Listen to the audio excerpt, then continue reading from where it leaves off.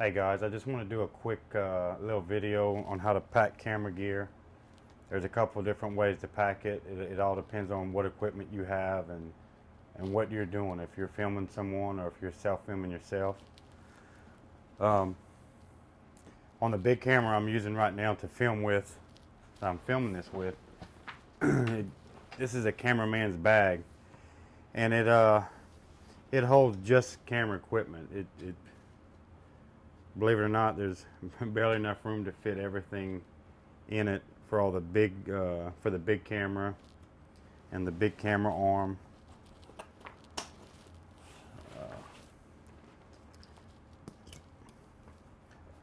The bigger camera takes a bigger camera arm, a bigger fluid head, fits in on the side right here. On the inside, it's split into sections where the camera fits, the wireless mics, camera light, shotgun mic, stuff like that. But this is pretty big. It's pretty bulky. I can't pack this and my hunting gear. There's no way to do that. So what I did is I went out and I bought me a new camera this year. I bought a smaller camera. I bought the Canon G20.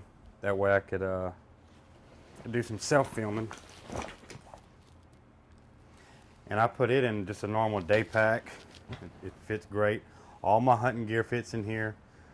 Rangefinder, binoculars, mask, gloves, my release, something to drink, snacks, stuff like that. I've been having this bag for a couple years now. It cost around 20 bucks from Walmart. It's held up great. I used to use it just for a scouting bag.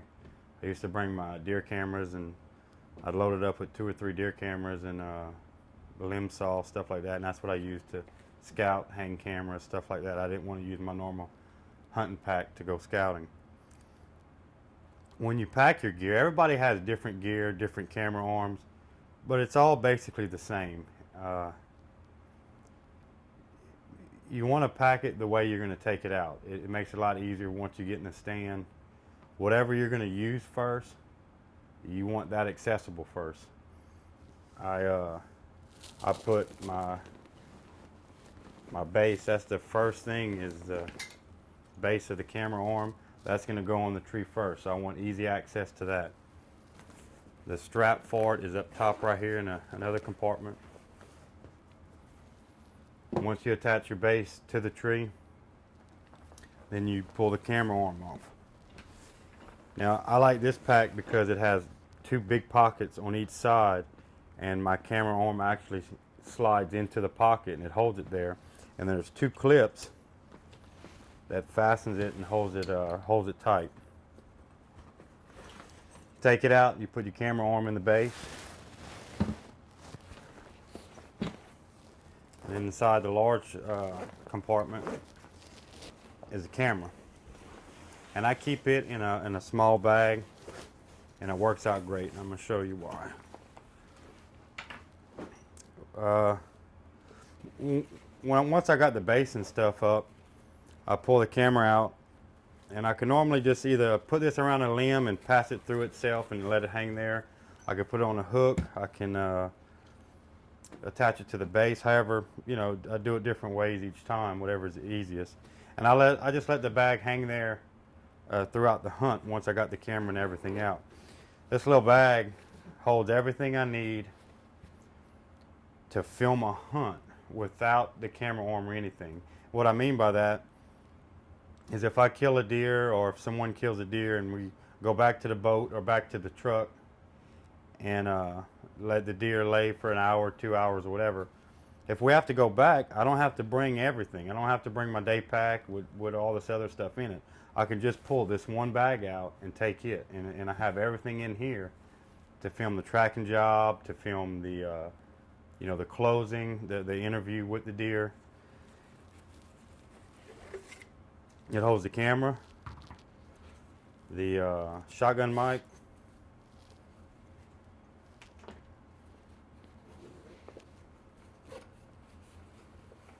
on camera light, and just a Y bracket to hold the shotgun mic and the light on the camera. The light's very important, and you'll see here in some upcoming videos that I have. The lighting is really important when you're doing videos, and a lot of deer are shot in the afternoons. And you might film and have really good footage of the hunt, the kill shot, and the deer running off, and then you let the deer lay for an hour or two, it gets dark, and you got to go back and do the tracking job and recovery and the interview with the deer. And if you don't have good lighting, all that great footage you had, you know, it doesn't go to waste, but it just doesn't match the great footage that you had before. I can't stress how important lighting is during videoing. I use this light wasn't real expensive. I don't remember it, $40 or $50, but it's a really good light. It's a Stellar, is the name brand. It takes 4 AAA batteries. It produces some great light at night for videoing. Triple Deuce and James 270 WSM, they can tell you how good it is. They saw some of the footage while we're hunting in Missouri. It's just it's a great light. If you want to enter in the contest and your footage is at night, you need to make sure that you have a good light to do the tracking and recovery and everything. I can't stress how important light is. Another question that a lot of people were asking about is the weather. You know, the cameras are very, very finicky and very fragile. You don't want any moisture, any water in it at all. Even a light drizzle can ruin a camera. And what I do, it all depends on what camera you have. If you look at Campbell cameras, B&H Photoshop, they make plastic covers that fit each individual camera. It's made for the camera, and some of them are pretty expensive depending on what camera you have. I like to go the cheap route, and I'm telling you right now, it'll save a camera. I carry around gallon Ziploc bags. I normally have 5 or 6, maybe even 10 of them with me. I keep them in my boat also. I also keep a contractor's bag. It's 55 gallons. It's real strong plastic. It's not like your normal trash bag. It's about as tall as I am. And I normally hunt in a boat, 15-20 minute boat ride. And I know a lot of you guys walk half mile or more in the woods. And if you ever caught in a bad rainstorm, a thunderstorm, you can ruin all your electronics, not just your camera, but your cell phone, your rangefinder, GPS, anything that you carry with you. You know, not all rangefinders are waterproof. A lot of the older ones aren't. But anything you carry that's electronic, you want to keep dry. And I keep a 55-gallon contractor's bag because I can put my wallet in my day pack and take everything, my day pack and everything, and put it in a bag. And I'll put a couple twists in it, and I'll pull it back over, make a second coating over it, and then twist that. And that keeps it really dry. I could throw that in the boat, and I can run for 20, 30 minutes, or however long I need to run, and I don't have to worry about that stuff. It's going to stay dry. Last week while we were hunting in Missouri, we hunted for 7 days. 4 of those 7 days, it rained on us. Some days it was just light drizzles. Other days it was hard rain.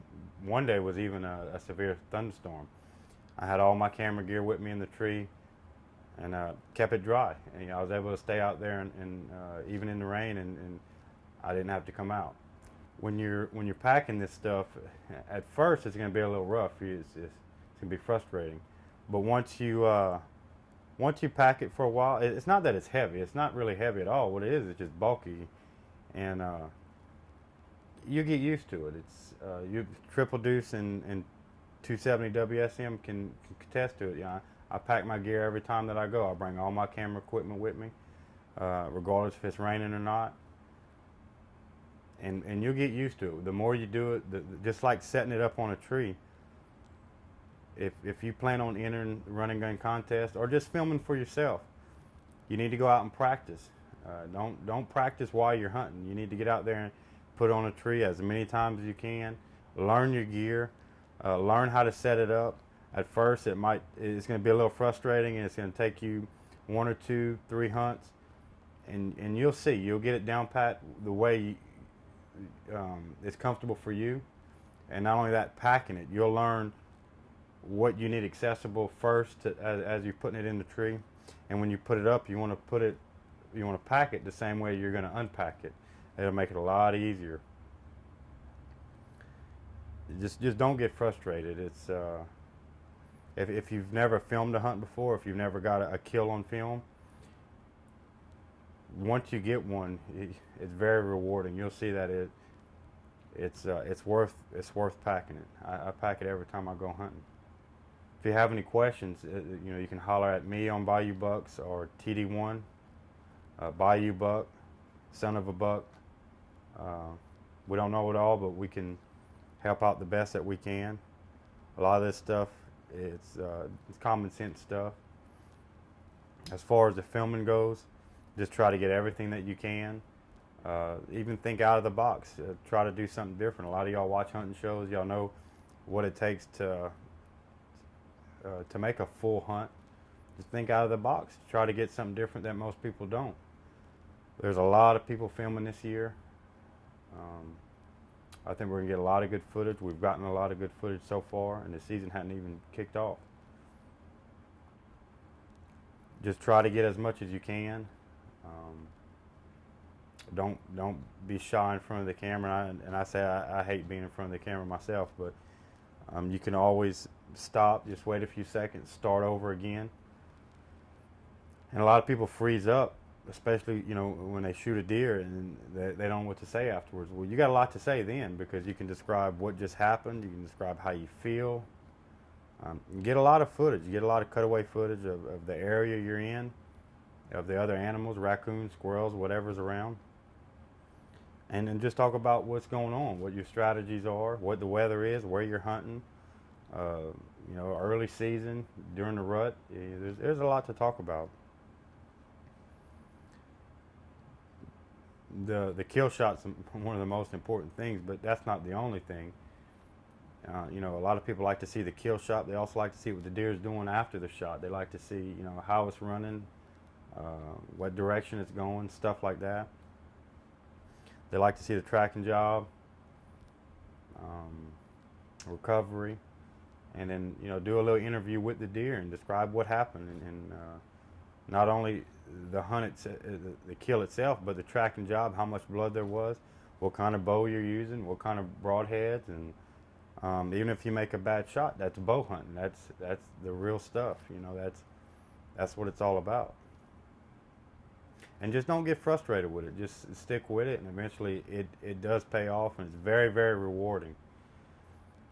There's a number of ways to film yourself.